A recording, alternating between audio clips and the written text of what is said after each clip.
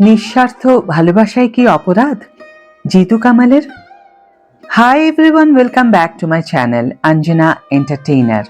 বন্ধুরা, তোমাদের সকলকে আমার এই ছোট্ট ইউটিউব চ্যানেলে স্বাগত জানাই।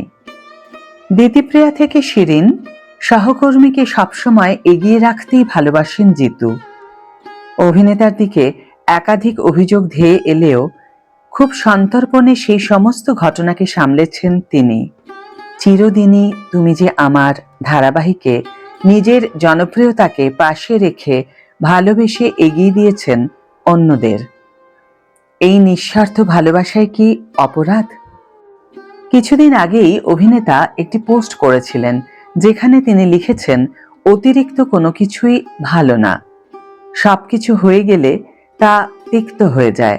হয়তো সবাইকে প্রয়োজনের তুলনায় বেশি ভালোবেসেই নিজেকে হারিয়ে ফেলেন তিনি, আর তাই মাঝে মধ্যেই নিজের কর্মকাণ্ডের জন্যই আক্ষেপ করতে হয় তাকে। এবারেও কিছুটা অন্যরকম সুর শুনতে পাওয়া গেল অভিনেতার গলায়।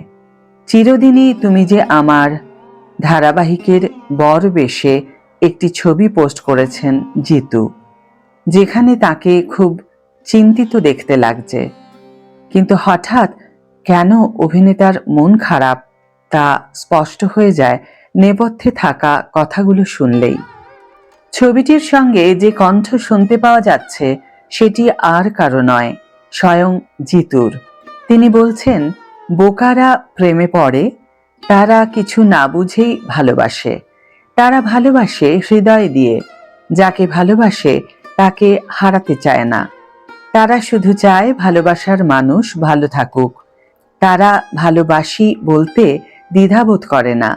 হারিয়ে ফেলার আগেই তড়িঘড়ি বলে বসে ভালোবাসি।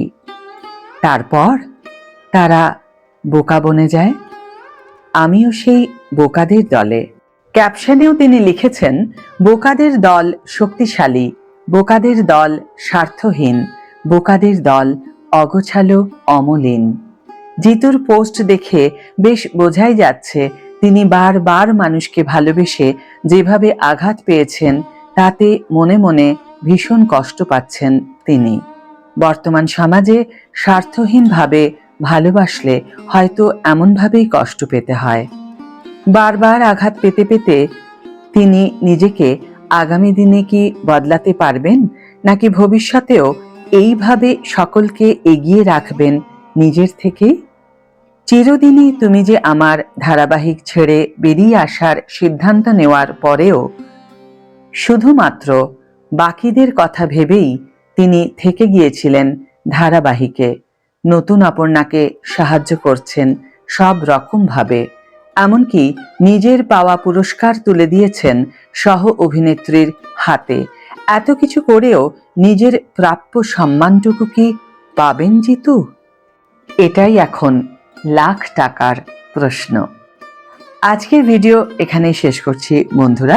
ভিডিওটি যদি ভালো লেগে থাকে তাহলে অবশ্যই একটি ছোট্ট করে লাইক দিও, শেয়ার করো বন্ধুদের সাথে, কমেন্ট করে জানিও তোমাদের মতামত। যারা এখনো আমার চ্যানেলটিকে সাবস্ক্রাইব করনি তারা অবশ্যই চ্যানেলটিকে সাবস্ক্রাইব করে আমার পাশে থেকো, আর যারা অলরেডি সাবস্ক্রাইব করে দিয়েছো তাদের জন্য আমার অনেক ভালোবাসা এবং অনেক ধন্যবাদ। আজ তাহলে বিদায় বন্ধু, দেখা হবে পরের ভিডিওতে।